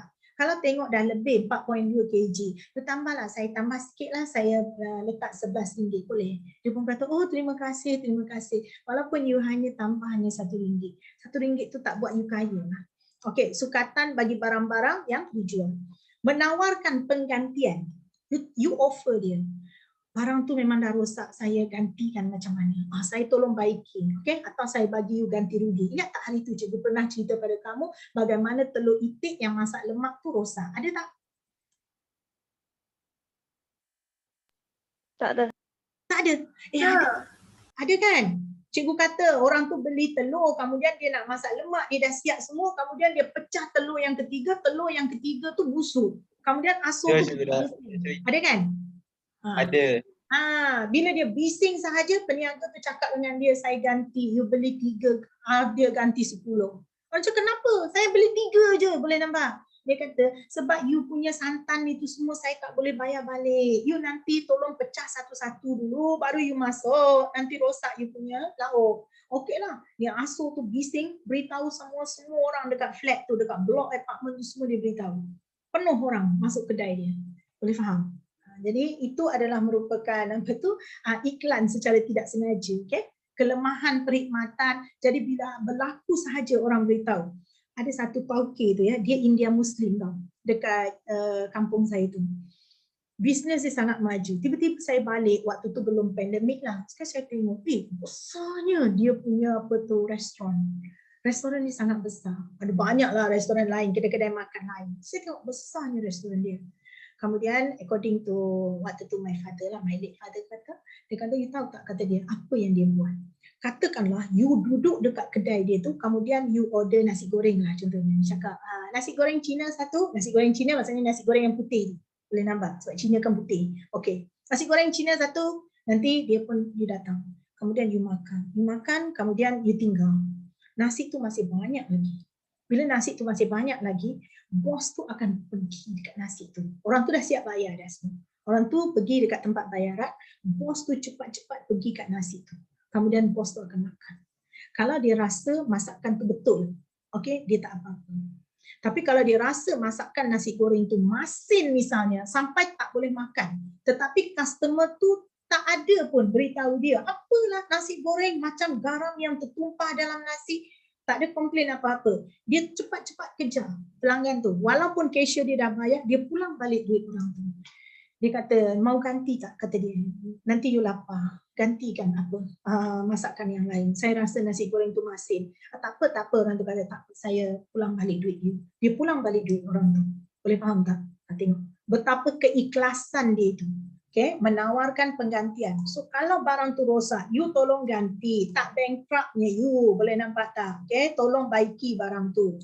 Melayan aduan pelanggan dengan segera. Kalau orang adu kepada kamu, boleh faham, orang yang mengadu ni sebenarnya dia masih memberi peluang kepada kamu. Ingat ya, apabila husband and wife bergaduh, gaduh, boleh nampak mereka bercakap lagi, gaduh, kau kata aku kata kau, sebenarnya masih ada peluang. Tetapi apabila masing-masing mulai senyap, boleh nampak tak? Isteri dah bertahun-tahun tak bercakap dengan suami, suami pun bertahun-tahun tak berkata-kata dengan husband, boleh nampak tak? Sebenarnya mereka dah tak ada hati dan perasaan lagi. So sama seperti pelanggan, okay? Pelanggan kita dengan kita ialah businessman. Kalau seandainya selagi pelanggan beritahu, apalah you punya telur ayam semalam busuk, boleh faham tak? Sebenarnya dia masih beri kita peluang lagi untuk kita memperbaiki diri. Jadi bersyukurlah kalau you selalu kena marah dengan mak ke apa ke, memang bersyukur selagi dia bercakap. Jadi setiap aduan tu dengar dan ambil tindakan segera. Segera. Boleh tak ni nak jadi peniaga yang beretika ni, businessman yang beretika ni? Ya, cikgu. Yelah, mesti boleh. Peruncit pula. Kepada peruncit, menawarkan syarat kredit yang munasabah. Munasabah ni logik lah sikit, Comel. Boleh nampak dah. Ni tak adalah tawar syarat kredit yang cepat sangat sampai orang tu tak sempat nak buat apa. Mengeksploitasi. Eksploitasi ialah gunakan peruncit yang bersaiz kecil dengan mengenakan syarat perniagaan yang ketat. Jadi jangan. Mentang-mentang dia ialah businessman yang kecil, kamu henyak dia lagi, kamu tekan dia lagi, habis macam mana? Kamu mempergunakan dia. Janganlah. Cuba kalau orang mempergunakan kita, apa kita rasa? Membekalkan barang niaga secara konsisten. Kecuali memang barang tu memang tak ada dalam market. Kita memang tak boleh nak bagi kepada dia. Itu okey. Tapi kalau you memang ada, saja je you pergi tahan barang tu supaya barang tu tak pergi kepada peruncit, biar peruncit terkejar-kejar you dan you rasa macam you ni dihargai sangat. Boleh belah, boleh faham? Okey, konsisten kepada peruncit, tepat pada masa, pada kuantiti, pada kualiti yang telah ditetapkan. Supaya bekalan itu sentiasa ada di dalam pasaran. Okey, jadi dalam keadaan itu kita nak konsisten. Konsisten ni ialah dia sama, stabil, boleh ikut tak? Kalau tidak konsisten tu nama dia gila, boleh nampak tak? Tak stabil. Okey, mendapatkan maklum balas daripada peruncit berkaitan dengan masalah yang berlaku dalam urus niaga. Cakap, boleh nampak, komunikasi. Okey, biasa orang kata, communication is a key, boleh faham tak? Komunikasi itu ialah kunci. Bila kita tak tahu, kita tanya yang berlaku dalam urus niaga dan berusaha untuk menyelesaikan masalah tersebut. Okay, berusaha untuk menyelesaikan masalah tersebut. Kemudian memberi ganjaran kepada peruncit untuk meningkatkan motivasi dia. Macam mana ganjaran? Kan selalu peruncit kita bagi dia hadiah, boleh nampak. Ni yang ada lebih ni mangkuk, boleh nampak. Dia kata, nampak cantiknya mangkuk ni. Ya, kata dia. Saya supplier bagi saya tadi. Boleh faham? Bagi dia sikit. Okay, so dia akan rasa lebih dihargai. Okay. Seterusnya, kepada pemborong pula. Mari, sekarang kita belajar etika kita kepada pemborong. Ni semua pihak yang berkepentingan dalaman, primer. Kepada pemborong, tidak mengeksploitasi. Jangan memperalatkan orang. Terutama pemborong yang bersaiz kecil dengan menggunakan syarat perniagaan yang ketat. Jangan, boleh faham tak? Okey, membekalkan barang niaga secara berterusan, sama, konsisten kepada pemborong supaya bekalan itu sentiasa mencukupi dan dapat diagihkan kepada peruncit. You agihkan kepada pemborong, pemborong dapat agih kepada peruncit. Beri motivasi kepada pemborong dengan berbagai cara seperti bagi allowance untuk pengiklanan, bayar dia commission. Kalau dapat jual banyak ni, okey, kita bagi 50%, yang ni naik lagi 60%. Bagi tawaran istimewa sempena hujung tahun demi meningkatkan kecekapan mereka dalam proses pengagihan. Kemudian memberi maklum balas dengan memberi maklumat yang diperlukan secara lengkap dan cukup. Yang penting ialah you jangan hide apa-apa, you jangan lindungi apa-apa. Boleh? Maksudnya you tutup apa-apa jangan. You hendaklah transparent. Transparent tu jelas, boleh nampak tak? Okay? Lut sinar, cakap Melayu dia, lut sinar, transparent, lut sinar. Mengadakan perjanjian perniagaan yang adil dan telus. Telus tu ialah lut sinar tadi lah. Adil dan juga telus. Okay? You suka tak kalau you dapat pasangan yang jujur? Suka. Okay. Okay, sekarang pasangan you ialah suami you lah. You isteri. Kemudian ni suami you. Dan suami you nak suami yang jujur. Okay, soalan saya yang kedua ialah, you mahu tak kalau suami you cakap yang sejujur-jujurnya? You jawab. Cikgu terlalu jujur tak ada syok mah. Okay, sekarang saya tanya Amoy tadi yang dia suka pasangan yang jujur. Soalan saya ialah, sekarang pasangan you itu berkata sejujur-jujurnya kepada kamu. Kamu nak? Boleh lah.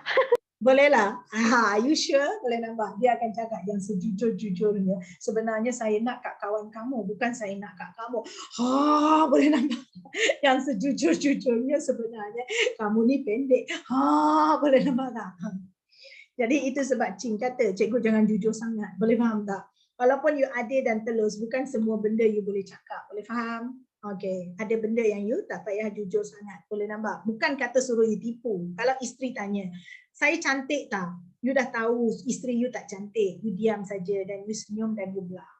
Ataupun you pun anggap, ya cantik. Boleh faham? Jangan cakap yang sejujur-jujurnya you tak cantik. Tampar kan, boleh faham? Okay, mengadakan perjanjian dengan adil dan telus. Memastikan barang yang dihantar berkualiti dalam keadaan baik. Sama-sama macam peruncit tadi. Cuma pemborong ni dia ambil besar. Peruncit tu dia ambil kecil-kecil. Memastikan semua maklumat adalah tepat dan maklumat adalah terkini. Kecuali kalau berlaku, ingat tak kita pernah belajar ada satu word nama dia khilaf. Apa itu khilaf Cuma? Silap. Apa Cuma? Khilaf? Silap cikgu. Silap, betul? Khilaf ialah silap. Tak sengaja. Silap, khilaf, silap, tidak sengaja. Saya ingat apa yang saya cakap pada dia tu adalah yang terkini. Tapi rupanya dah outdated dah apa yang saya cakap tu. Yang terkini sebenarnya macam ni. Itu tak apa. Itu ialah kekhilafan. Boleh nampak? Khilaf tu kalau you tak sengaja itu okey. Tak apa.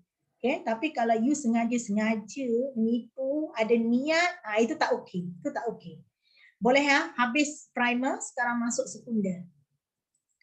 Senang jadi ni sebab dia dah sama macam chapter 1. Kan cikgu kata chapter akhir ni dah mudah dah. Tanggungjawab sosial perniagaan kepada pihak yang berkepentingan sekunder iaitu luaran. Satu, siapa dia? Government of Malaysia, kerajaan. Okey, mengambil jadi sosial perniagaan. Perniagaan tu nama siapa? Nama Giant tadi. Cikgu dah kata Giant Hypermarket. Giant Hypermarket. Okey, mengambil bahagian dalam perbincangan mengenai undang-undang yang dicadangkan. Kerajaan jemput. Boleh nampak? Menteri Keuangan jemput. Officer Giant datang. Okey, datang. Mematuhi undang-undang yang digubal oleh government. Kerajaan kata tak boleh jual barangan yang berbahaya, racun-racun tak boleh. Menggunakan sumber ekonomi dengan optimum bagi mengurangkan pembaziran sumber. Boleh faham? Kalau elektrik tu start pasang aircon pukul berapa, Kalaupun kita mula bisnes 10.30, 10.20 baru on aircon. Sebab aircon tu dia centralized control, so dia pakai banyak elektrik.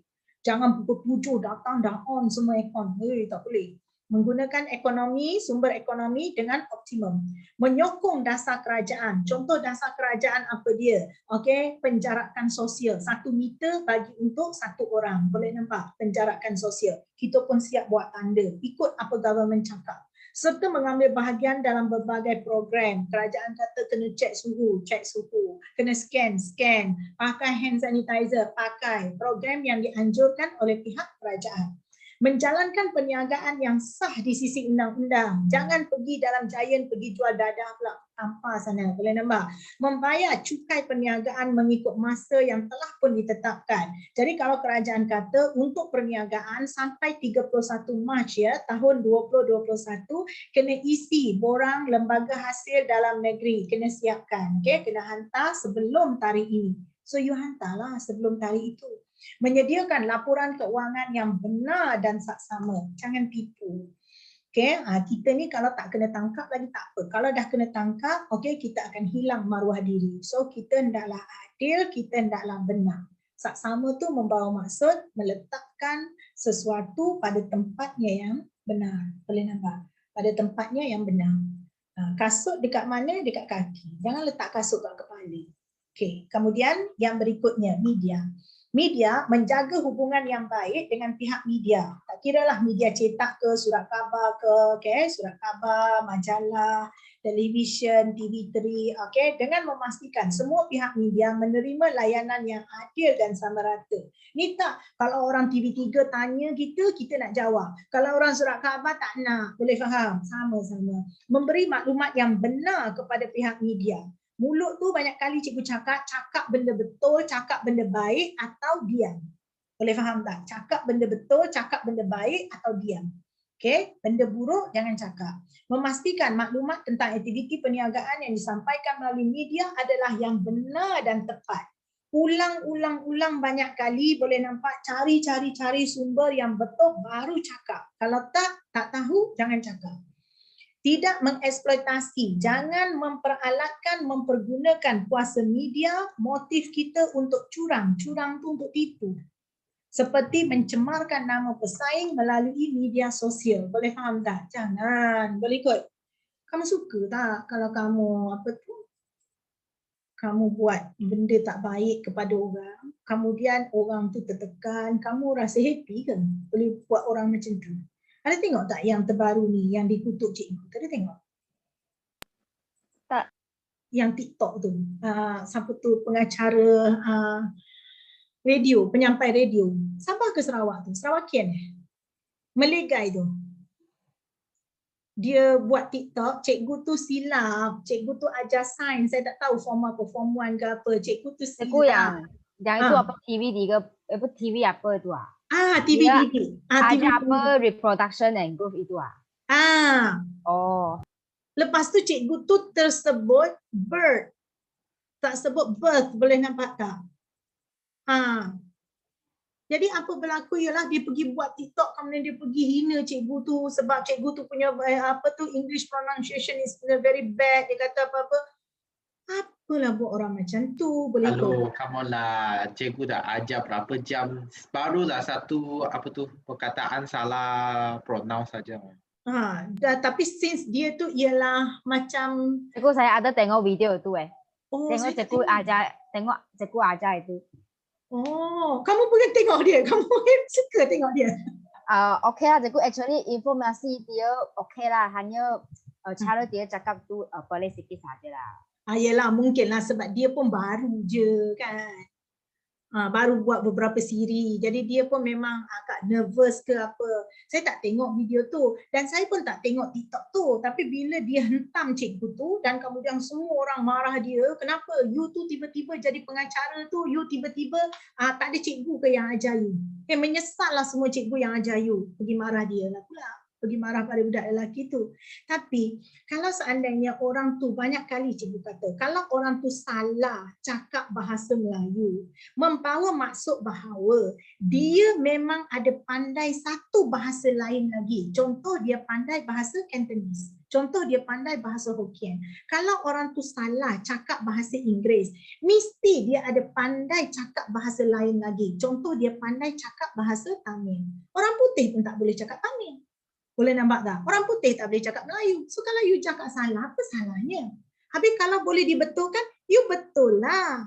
Tapi you kena ingat, ada dua benda. Satu benda nama ilmu. Satu lagi nama dia maruah. Mana lebih besar? Yang lebih besar ialah dignity. Yang lebih besar ialah dignity. Kalau saya dapati bahawa you salah pronoun perkataan itu, kalau saya sebarkan kepada umum, maruah you akan tercalar. Saya tak akan sebarkan. Kecuali kalau kamu ialah kawan saya call, salah lah, betul kan? Secara sebut dia ialah ini, bukan ini. Boleh nampak tak? Saya betulkan.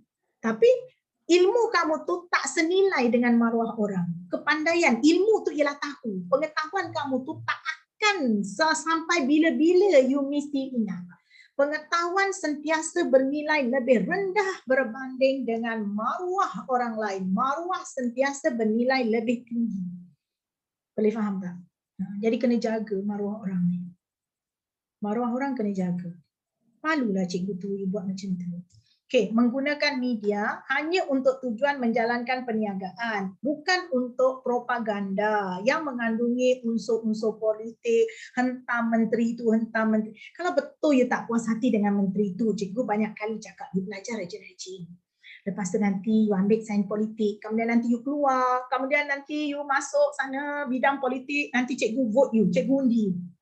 Lepas cikgu vote you, cikgu undi you, okey you jadi menteri baik-baik. Itu saja.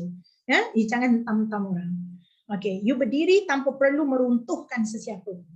Okey, habis tentang media. Nanti tengok nanti kalau you jadi influencer ke, you jangan buat macam tu ya. Okey, masyarakat. Membekalkan maklumat yang dikehendaki oleh masyarakat berkaitan dengan produk perniagaan. You ialah giant hypermarket tadi, okey? Bekalkan maklumat. Apa yang masyarakat nak? Okey, beri sumbangan kepada masyarakat. Tadi cikgu dah cakap, bagi beasiswa, bagi pinjaman pelajaran, beri dana kepada tabung aktiviti kemasyarakatan yang lain. Bantulah, bantu. Ada satu cerita. Seorang lelaki. Kisah benar. Seorang lelaki, Malay man.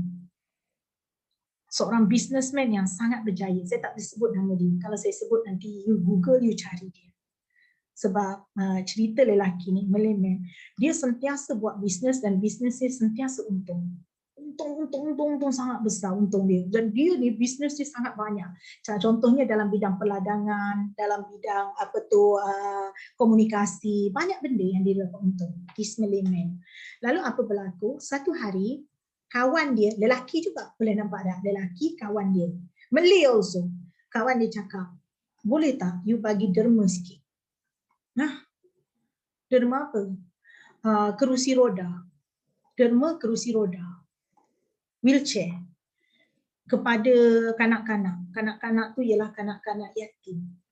Boleh nampak tak? Anak-anak yatim. Bolehlah dia kata. Dia tak kisah sangat. Bolehlah kata dia. Berapa harga kursi roda tu? Katakanlah kalau kursi roda yang boleh tahan lama, harga dia mahal sikit lah. Macam boleh pakai berpuluh tahun. Okey, nak dalam kita dapat boleh beli dalam 400 lah contohnya satu. Tapi kita nak banyak lah. Kita nak dalam 60 buah. Kepada orang-orang miskin. Lalu dia kira-kira, okey bolehlah. Dia pun sign check bagi. Kawan dia kata, okeylah, dia pun bagi duit. Dia pun bagi duit dan bagi. Lalu tibalah pada hari tersebut. Pada hari untuk penyampaian. Okey.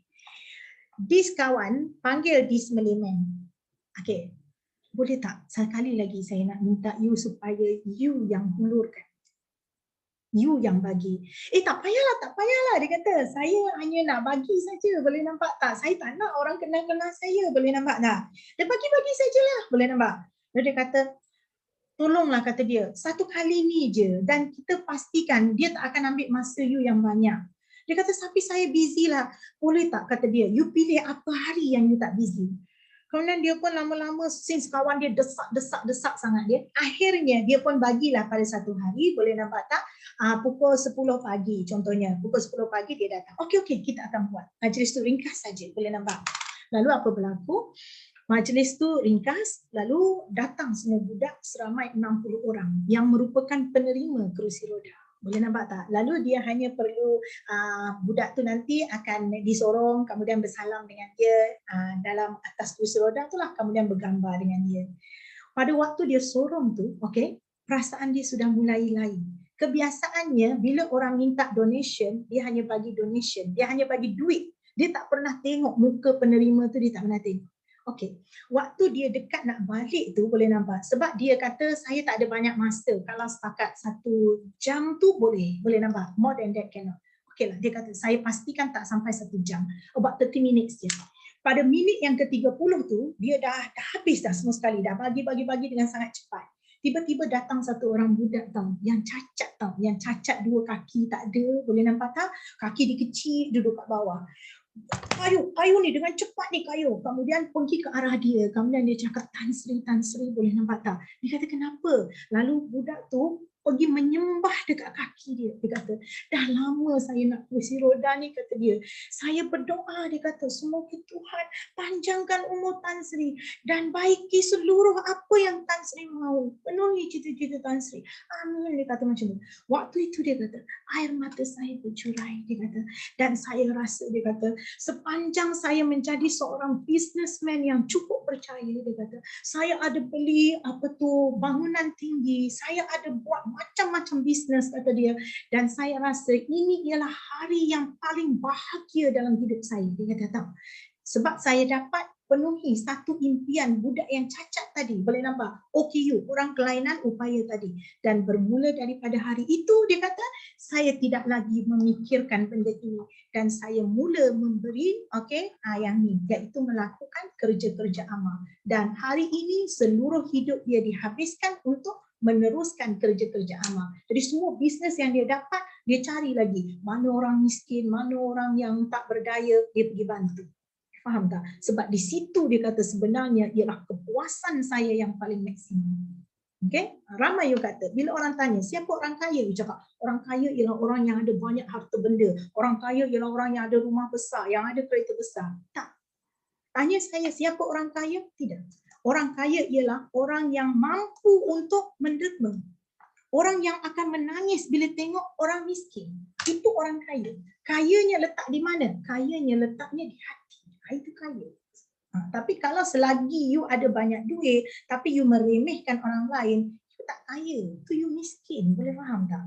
You tak terasa bila tengok orang-orang tu susah. You tak terasa. You miskin. Boleh faham? Itu. Jadi hidup ni beretika. Okey, itu kisah benar yang saya baca tentang diri dia. Okey, membekalkan maklumat yang berkaitan dengan produk perniagaan, beri beasiswa, bantu orang bila you dah berjaya. Tapi ingat, sebelum you bantu orang, you kena bantu diri you dulu. Bantu diri you macam mana? Belajar rajin-rajin. Kemudian bantu keluarga you dulu. Dapat duit banyak, bagi parents you, bantu seluruh keluarga you, baru bantu orang lain, ya. Kemudian bagi pinjaman pelajaran, bagi dana, tabung aktiviti kemasyarakatan kepada masyarakat. Mengenal pasti keperluan masyarakat dan berusaha memenuhi permintaan masyarakat setempat. Jadi katakanlah masyarakat setempat tu ada masalah jalan raya. Okay, iaitu jalan tu memang ada, tapi jalan tu dah berlubang-lubang. You ada juga call JKR, Jabatan Kerja Raya, tapi tak ada duit, okay? Tak ada bajet untuk buat jalan tu. Kemudian you tanya pula kontraktor tentang jalan. Dia kata ni perlu ni. Paling kurang pun mahu dekat 60,000 ni baru boleh buat. Sebab tak, bukan murah. Dia cakap 60,000. Okey. Proceed 60,000. Saya bayar. Boleh faham? Since you punya bisnes berjuta-juta untung dia. Okey, 60,000 you tak terasa. Tolong masyarakat itu. Okey, membiayai projek-projek sosial masyarakat setempat seperti membina padang, okey. Jadi kalau budak-budak tu you tengoklah hari ini rumah semua dah jadi makin kecil. Dulu-dulu ibu bapa kerja sikit-sikit je, bapa pergi ladang, kemudian tengah hari dah balik, dah boleh main-main. Anak ada 14 orang, rumah macam padang bola sepak. Halaman rumah sebesar-besarnya anak boleh main. Hari ini mak pergi kerja, bapa pergi kerja, matahari belum muncul. Mereka pulang, matahari sudah tak ada. Okey? Seminggu sekali nak jumpa mak pun susah, nak jumpa bapa pun susah. Tetapi rumah semakin kecil. Boleh faham tak? Di mana keberkatan hidup? Di mana? Okay. Lalu dia kata lagi, kalau you ada kemampuan, boleh nampak, you bina padang, you bina taman permainan. Bila anak-anak tu walaupun dia duduk dekat rumah yang kecil, misalnya dekat flat ke dekat apa, bila dia pergi ke padang, dia akan rasa happy, ada kawan, dia boleh bermain dekat sana. Okay? Kalau you ada agama, dia akan cakap. Selagi budak tu bermain dekat tempat rekreasi yang you buat tu, boleh nampak malaikat, angel akan mencatat semua pahala, semua kebaikan untuk you. Jadi you kena buat baik. Pemeliharaan alam sekitar, pembinaan kemudahan awam seperti tempat perhentian bas, iaitu bus stop. Kalau you tengok bus stop tu tiba-tiba you nampak bumbung dia dah tercabut sebab dah lama. So since you contractor, you pun panggil pekerja you pasangkan dua lagi zinc dekat situ. Lalu orang pun dapat berteduh pada waktu hujan dan panas. Melaksanakan tanggungjawab sosial, berusaha untuk membangunkan dan memakmurkan komuniti. Komuniti ni ialah masyarakat setempat. Menerusi menaja apa-apa majlis.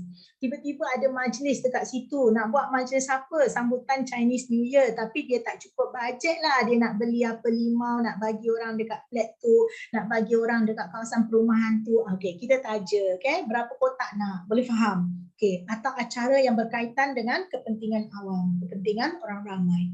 Menggunakan sumber ekonomi dengan cekap, jangan membazir. Bantu orang tak apa, bagi orang makan tak apa, buang-buang makanan tak boleh demi memberi faedah yang optimum. Optimum ialah titik maksimum terbaik kepada komuniti setempat. Membazir tak boleh, okey?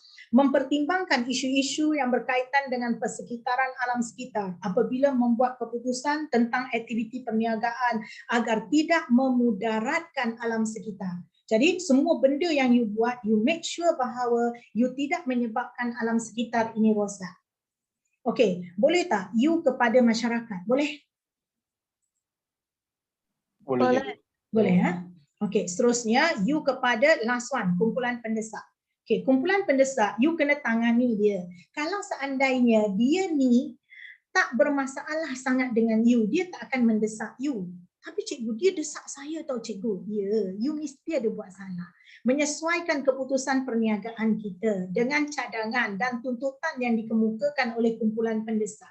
Jadi kalau kumpulan pendesak kata, you kena keluar ni kilang simen ni, anak-anak kami ada yang kena asma, boleh nampak tak? Kesian anak kami tak dapat bernafas. Lalu pada waktu itu you kena fikir, kalau anak you macam mana? Okay, lalu you fikir tak apalah, memang saya rugi tetapi saya kena keluar ke tempat yang lebih jauh daripada perumahan, kawasan perumahan. Menyediakan peluang dan kemudahan kepada kumpulan pendesak untuk menyuarakan pendapat mereka tentang pengurusan. Contoh orang tu kata, kalau you nak buat juga, kata dia buat, boleh kerja 4 hari je seminggu. 3 hari kena bagi udara bersih. Boleh faham tak? Kita cuba dulu. Kita cuba, you jangan desak dulu kami keluar. Kami cuba dulu buat kilang simen ni, kami beroperasi 4 hari. Isnin, Selasa, Rabu, Kamis. Isnin, Selasa, Rabu, Kamis kami beroperasi. Kemudian 3 hari kita tengok udara. Macam mana? Anak you, keluarga you. Kalau dia kata tetap juga kotor, baru kita keluar. Boleh faham tak? Okey, produk dan juga perkhidmatan syarikat. Atau kalau kita tak nak keluar, kita tukar kepada jenis perniagaan lain. Okey? Mengadakan majlis ramah mesra dengan menjemput kumpulan pendesak bagi mengeratkan hubungan dengan pihak syarikat ataupun dengan pihak yang berkepentingan. Okey?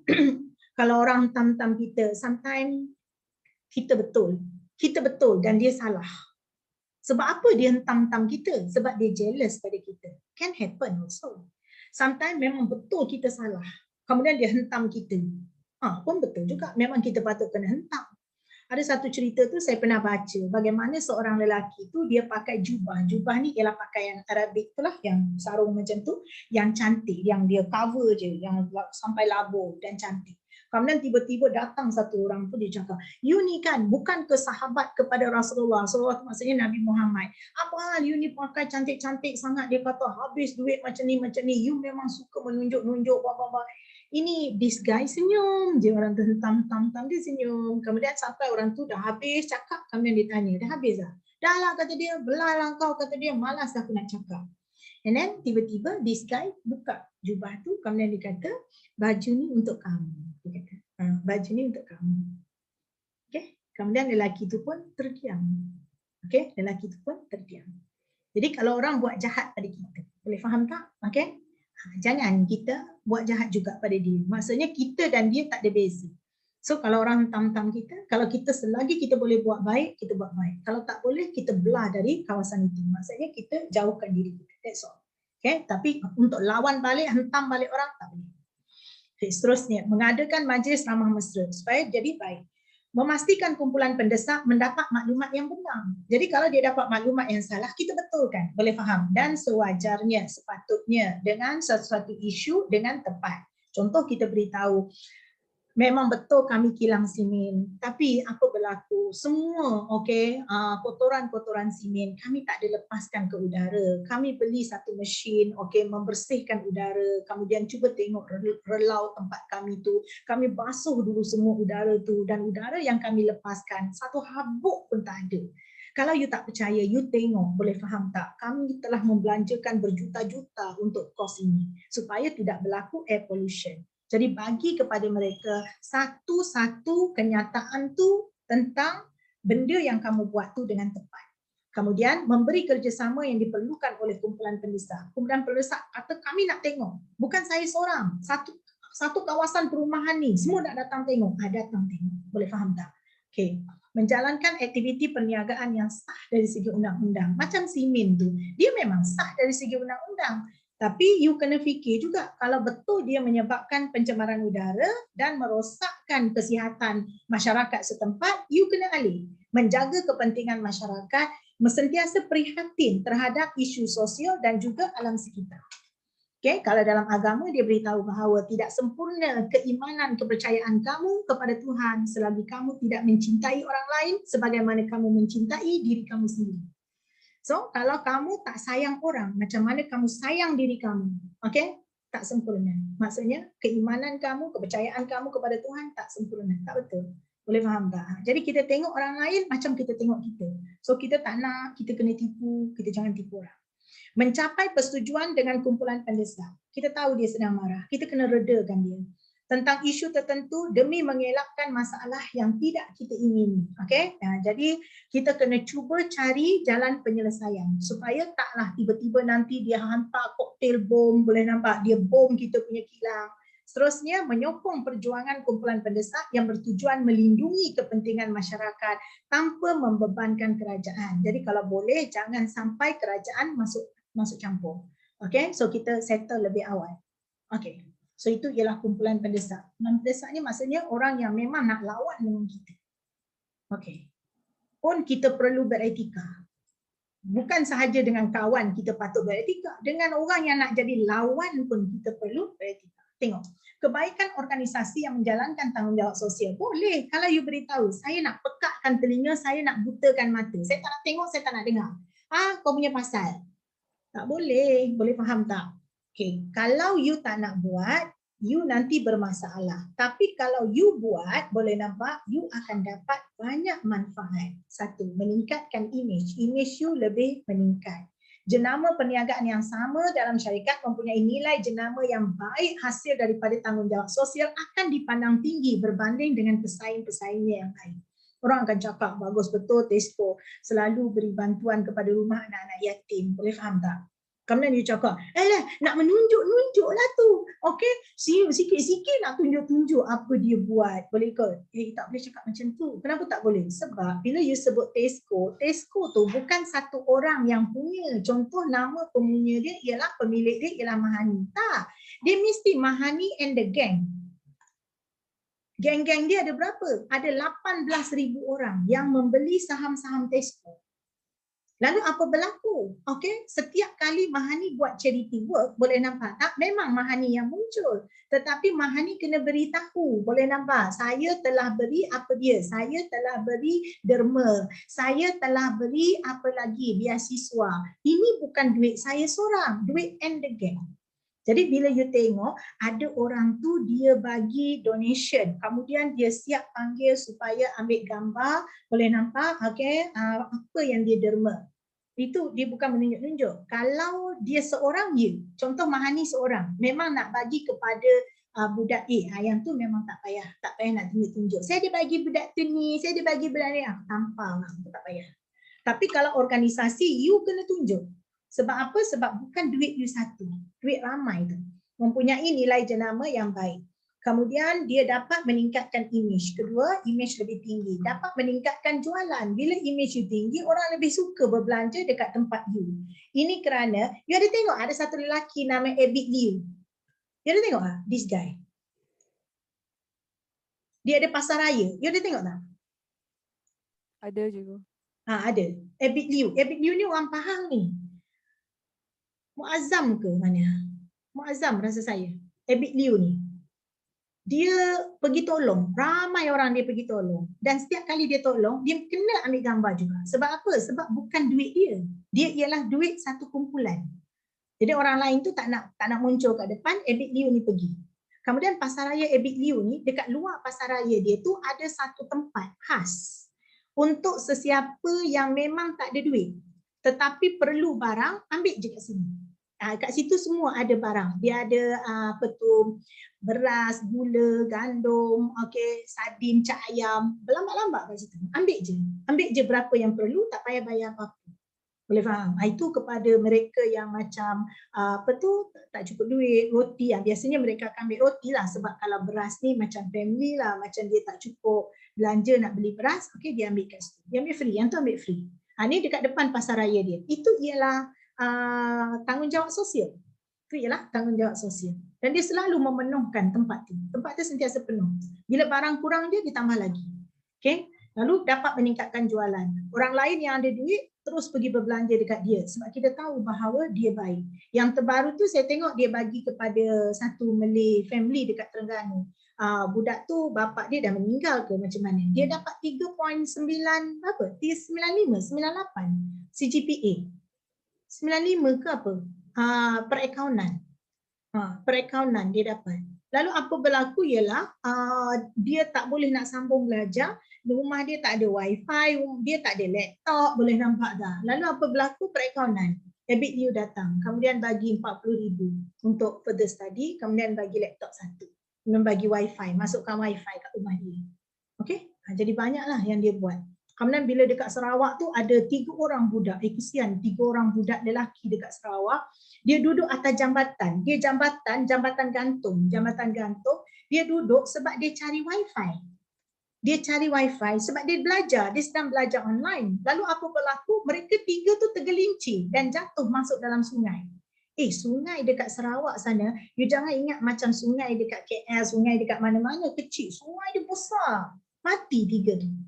Bila mati 3 tu, apa berlaku? Abid Liu terus pergi ke Sarawak sana. Bawa datang dengan apa-apa semua sekali, kemudian pasang wifi dekat semua satu kampung tersebut. Okey? Jadi itu keadaan dia. Jadi itu ialah sumbangan. Itu ialah kerja-kerja amal. Sebab itu cikgu sangat berharap. Kalau nanti you jadi businessman, cikgu berharap semoga you kaya raya dan kemudian mampu memberi bantuan yang besar. Okey? Kemudian mari kita tengok lagi. Dapat meningkatkan jualan. Okay? Image, jualan. Orang akan suka. Kita suka. Kita dengar orang baik ni pun hati kita dah gembira. Boleh nampak tak? Memanglah you memang baik. Cikgu tak berapa baik. Tapi kalau cikgu tengok orang baik, cikgu rasa sangat gembira. Boleh faham tak? Okay? Memberi keyakinan kepada pelabur dalam negeri dan pelabur asing bahawa syarikat you memang bertanggungjawab. Jadi pelabur akan jadi lebih ramai nak melabur, okay? Kerana you beretika, you bertanggungjawab, you telus. Cerita Abid Liu tu sampai ke Korea, boleh nampak tak? Sampai Korea. Korea pun membanggakan orang-orang yang macam ni, yang selalu menghulurkan bantuan. Okay, dia hulurkan bantuan. Ada satu family Indian man dekat Pening ke dekat mana. Mereka sudah berbulan-bulan tidur dalam kereta. Okey, lalu apa berlaku? Orang pun tag Abid Liu. Boleh nampak? Abid Liu terus pergi bagi dapat sewakan rumah, kemudian beri barang dapur apa semua. Okey, saya tak kisahlah dia bagi tu. Tetapi cuba you tengok ya. Apa yang dia bagi yang saya nak cerita. Ialah iaitu kemudian orang lain pun tolong juga. Jadi ada orang tak beras sana. You tahu tak? Yang saya tengok ialah Abid Liu tu memang Abid Liu lah. This Indian family ni boleh nampak isteri dia tak kerja, anak-anak dia kecil-kecil lagi, boleh nampak tak? Wife tak kerja. Suami dia tu memang kerja lah sebab tu dia ada kereta sikit, boleh nampak. Tapi kerja dia macam gaji dia sangat kecil lah. Mereka hari-hari makan roti je, anak-anak pun semua kurus. You tengok ya, suami dia ni cakap apa? Tolonglah berhenti daripada memberi kepada kami apa-apa sumbangan lagi. Boleh nampak? Tolonglah berhenti memberi apa-apa sumbangan lagi kepada kami. Sebab kami memang sudah sangat cukup. Boleh nampak tak? Oh my God. Boleh faham? Kalau seandainya dia tu, saya kata Abid Liu tu orang baik. So this Indian man ni boleh nampak tak? Dia memang orang baik. Boleh nampak tak? Sebab tu orang baik dia akan ditemukan dengan orang yang baik-baik juga. Boleh nampak? Kalau kita jahat, kawan-kawan kita memang semua jahat. You tengok orang bantu dia. Kalau misal kata saya ialah orang politician, boleh nampak tak? Saya memang dah kaya raya, tapi saya siap ambil rasuah lagi, saya siap tipu negara lagi sebab saya nak duit lagi banyak, boleh nampak? Dia orang bagi lagi. Dia cakap tolonglah berhentilah menghulurkan bantuan. Saya sudah sangat cukup, dia kata. Saya sebenarnya memang hanya perlu rumah je untuk anak-anak dan isteri saya. Sekarang saya sudah ada rumah, dia kata. Saya dah ada cukup, dia kata. Tolong berhenti, jangan bagi lagi saya. Boleh nampak tak? Tengok. Bagus tak? Jadi sampai macam tu. Saya jumpa banyak orang bagus dalam dunia ni. Okay. Berupaya membetulkan sosial dan persekitaran organisasi disebabkan oleh operasinya. Dia betulkan masalah sosial. Kita tengok budak remaja suka merempit dekat kawasan tu, kita buat satu track untuk mereka betul-betul lawan merempit dekat satu tempat. Boleh nampak dah? Berlatih motor dekat satu tempat, panggil mereka supaya ambil lesen, kemudian berlatih dekat situ, jangan ganggu masyarakat dekat luar, boleh faham tak? Maksudnya macam tu. Dapat mengelak sebarang masalah atau tekanan kepada kumpulan pendesak. Contohnya melaksanakan sesuatu yang tidak melibatkan diskriminasi jantina. Jangan membeza-bezakan. Sebab you perempuan, kita tak naikkan gaji ya. Gaji ni kita hanya naikkan untuk lelaki je, tanpa. Menyelesaikan masalah pencemaran supaya dapat mencipta persekitaran yang lebih baik. Harga saham akan meningkat dalam jangka masa panjang kerana di mata awam harga saham naik ya. Pada pandangan masyarakat ramai, syarikat adalah kurang terdedah. Memang tak ada langsung kepada kritikan awam. Kritik ni maksudnya orang tak ada hentang-hentang you punya bisnes. Kemudian tak ada masalah image, tak ada risiko image. Risiko ialah masalah. Dan menghasilkan pulangan yang tinggi. Pulangan ialah untung yang tinggi kepada pemegang saham. Oh, kita suka. Kemudian mempunyai kaitan yang begitu baik, positif iaitu baik terhadap harga saham syarikat di bursa saham. Lalu semua orang beli saham you. Harga saham you akan melonjak naik dan akan meningkat dalam jangka masa yang panjang disebabkan oleh pelaksanaan tanggungjawab sosial organisasi tersebut. Ingat ya, setiap perbuatan yang kita buat adalah bergantung kepada niat. Niat ni ialah suatu lintasan di dalam hati. Sesuatu lintasan di dalam hati. Di dalam hati. Dan you kena ingat, niat you ni hendaklah tulus. Kalau saya katakan, saya buat hanya kerana Tuhan, for God's sake. Jadi, saya tak tipu orang. Saya berlaku jujur. Misalnya, saya buat bisnes dengan begitu baik. Saya tolong orang. Semoga Tuhan akan membantu perjalanan akhirat saya nanti dan saya akan diberikan syurga. Itu sahaja. Tetapi pada masa yang sama, tiba-tiba harga saham saya naik. Itu bonus. Tiba-tiba jualan saya meningkat. Itu bonus. Tetapi bukan kerana saya berpura-pura. Tak boleh. Kalau you berpura-pura, kalau niat you berpura-pura, cikgu dulu ada ajar saya, kalau seandainya kita selalu buat tanggungjawab sosial, maka harga saham kita akan naik. Pelabur-pelabur akan ramai melabur. Image kita akan meningkat. Jualan kita akan meningkat. Untung kita akan meningkat. Boleh nampak tak? Ini tak. Saya tak ajar ini. Boleh nampak? Saya tak ajar ini. Saya nak beritahu pada kamu, semua benda tu akan datang dengan sendirinya. Boleh nampak? Semua benda tu akan datang dengan sendirinya. Dalam syarikat, bos tak baik. Bos selalu cari pasal dengan kamu, selalu cari pasal dengan semua orang. Bos memang cari pasal. Tapi you beritahu, saya bekerja kerana Tuhan. You kerja dengan sungguh-sungguh. Satu hari bos akan nampak. Bos itu sendiri yang akan naikkan gaji kamu. Boleh faham tak? Jadi you jangan buat sesuatu seperti ada udang di sebalik batu atau you berpura-pura baik. Nah. Kalau you berpura-pura baik, you akan jumpa orang yang berpura-pura baik. Itu saja. Okay? Itu nama dia munafik. Itu nama dia munafik, iaitu berpura-pura. Saya tak ajar itu. Ini ialah bonus ni yang you akan dapat. Okay, jadi harga saham naik di bursa saham. Berkesan kepada penilaian prestasi syarikat. Okey, kepada pengguna, pelanggan, semua suka dengan kamu. Itu ialah secara semula jadi. Ada kelebihan daya saing dekat situ. Kerana kamu ada buat keluaran hijau ataupun mesra alam. Boleh nampak? Ataupun mesra alam. Dapat mengurangkan cukai korporat seperti bila you dah bayar derma, you dah bayar beasiswa, you dah bagi tajaan, you tak payah bayar cukai yang banyak. Itu ialah bonus for you. Tapi you bukan buat kerana itu. Kerana you memang betul-betul nak tolong orang. memberi peluang kepada perniagaan bagi menjalankan tanggungjawab sosial yang tidak dilaksanakan oleh kerajaan. Okey, kerajaan tu dia besar, ada banyak benda nak jaga. So ada benda kecil-kecil yang kerajaan terlepas pandang, yang tak nampak, you tolong sebab you pun bukan orang biasa. You ialah tokoh korporat. Mengekalkan pelanggan sedia ada di samping menarik lebih banyak pelanggan baru. Automatically pelanggan akan datang. Menarik minat lebih ramai pekerja untuk berkhidmat dengan kamu kerana kamu didapati sebagai orang yang jujur, orang yang terpercaya, dan kemudian you dapat menjalinkan hubungan yang lebih baik dengan masyarakat. Kita berhenti daripada kelemahan organisasi yang tidak menjalankan tanggungjawab sosial. Okey, kita berhenti kat situ. Kelemahan terhadap organisasi. Okey, ada apa-apa nak tanya? Tak ada cikgu. Tak ada. Cikgu. Okey. Ini akan post dalam YouTube kan? Boleh? Cikgu, yang SEM 1 cikgu record tak? Apa tu